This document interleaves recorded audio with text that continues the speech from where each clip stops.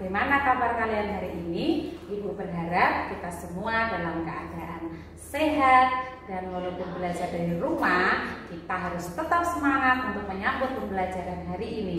Anak-anak, sebelum kita memulai pembelajaran, mari kita berdoa bersama-sama agar pembelajaran kita hari ini disertai oleh Tuhan. Mari siapkan hati kita dan silakan tutup matanya, lipat tangan untuk kita berdoa bersama-sama. Mari kita berdoa. Tuhan Yesus, kami bersyukur kepadamu untuk hari ini. Terima kasih untuk hari yang baru yang Tuhan berikan bagi kami. Kami kembali lagi dalam pembelajaran pendidikan agama Kristen dan budi pekerti. Berkati pembelajaran hari ini, sehingga pembelajaran hari ini bisa menjadi berkat untuk setiap anak-anak yang mendengar. Dalam nama Tuhan Yesus, kami berdoa dan bersyukur kepadamu. Haleluya. Amin.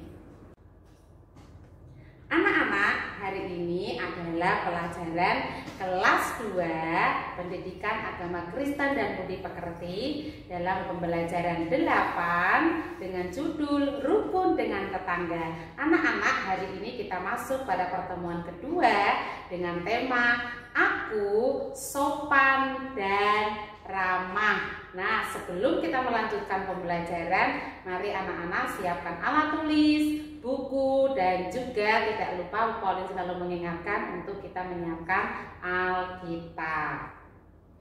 Nah, anak-anak, adapun tujuan pembelajaran kita pada hari ini adalah yang pertama, siswa dapat mengetahui arti hidup rukun.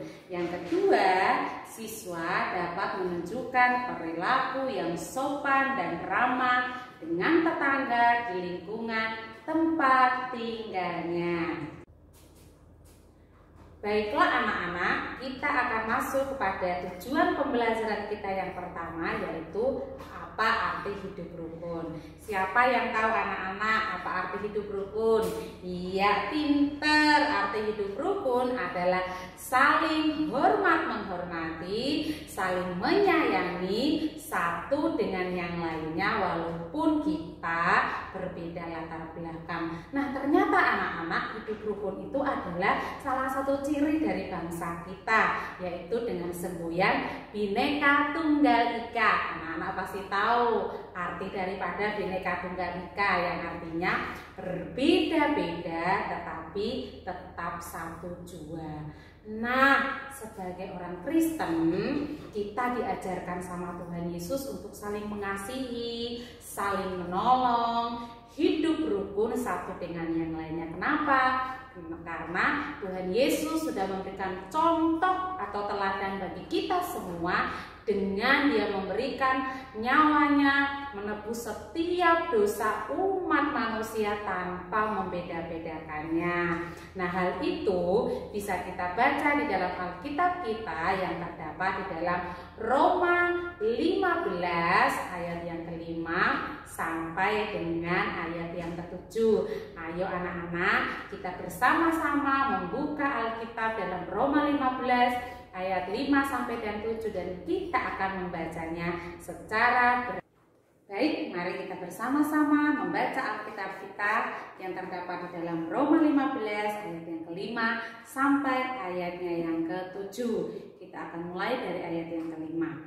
Semoga Allah yang adalah sumber ketekunan dan penghiburan mengaruniakan kerukunan kepada kamu sesuai dengan kehendak Kristus Yesus. Ayat yang ke-6, sehingga dengan satu hati dan satu suara kamu memuliakan Allah dan Bapa Tuhan kita Yesus Kristus. Sebab itu terimalah satu akan yang lain, sama seperti Kristus juga telah menerima kita untuk kemuliaan Allah. Nah, anak-anak, dari firman Tuhan yang kita baca hari ini, Tuhan Yesus mengajarkan kita agar kita hidup rukun dan harus menerima satu dengan yang lainnya, walaupun mereka berbeda dengan kita dalam suku, berbeda agama, ataupun mungkin ada yang berbeda bangsa. Kenapa kita harus hidup rukun dan kita harus hidup menerima satu dengan yang lainnya? Di dalam kitab Roma tadi yang kita baca, firman Tuhan menjelaskan bahwa ketika kita hidup rukun, menerima satu dengan yang lainnya, maka kita memuliakan Allah Bapa atau kita memuliakan Tuhan Yesus. Nah, sekarang Ibu mau bertanya, bagaimana seharusnya kita bersikap terhadap tetangga yang ada di sekitar kita?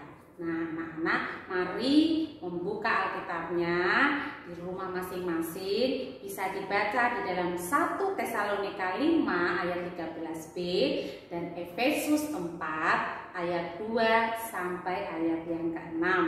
Guru ulangi sekali lagi, buka Alkitabnya di dalam 1 Tesalonika 5 ayat 13b dan di dalam Efesus 4 ayat 2 sampai ayat yang ke-6. Dari kedua kitab tersebut kita akan menemukan bagaimana firman Tuhan mengajarkan kita harus bersikap terhadap tetangga kita. Dari ayat-ayat tersebut mengajarkan sikap kita yang harus kita lakukan kepada tetangga kita. Nah, sikap tersebut apa saja? Yang pertama tadi, selalu hidup damai. Yang kedua, harus rendah hati.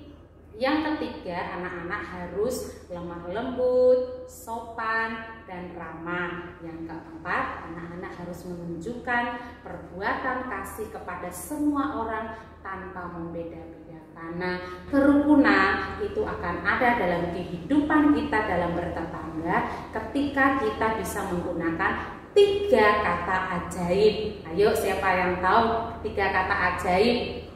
Iya, pinter.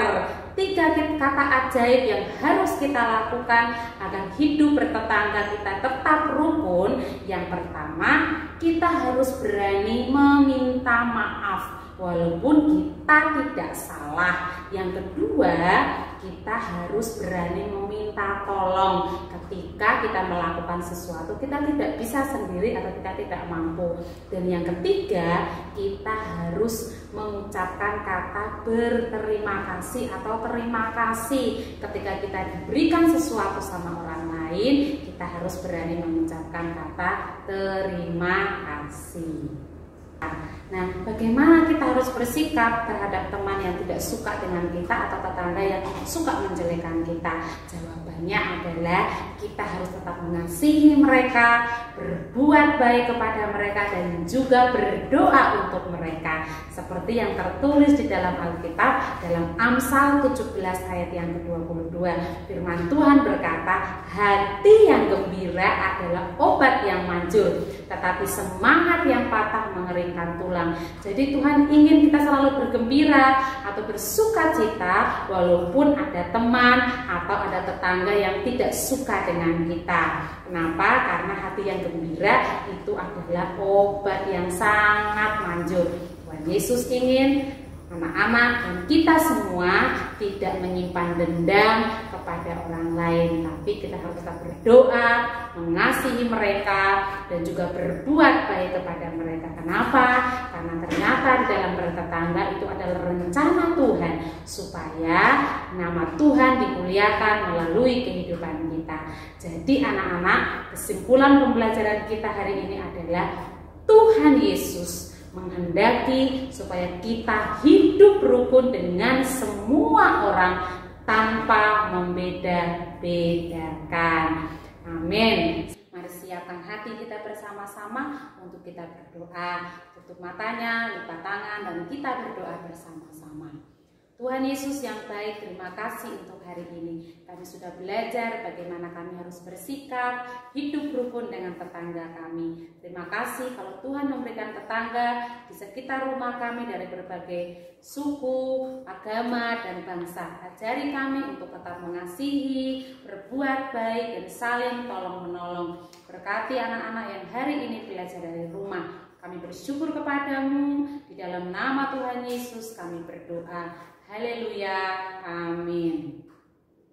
Baik anak-anak, Bu Pauline tetap mengingatkan bagi kita semua, baik anak-anak yang ada di rumah ataupun dimanapun berada, tetap menjalankan protokol kesehatan. Yang pertama yaitu anak-anak dimanapun berada, kemanapun harus yang pertama mencuci tangan. Yang kedua jangan lupa memakai masker.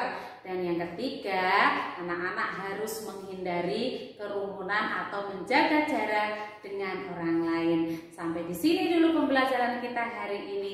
Tuhan Yesus memberkati kita semua.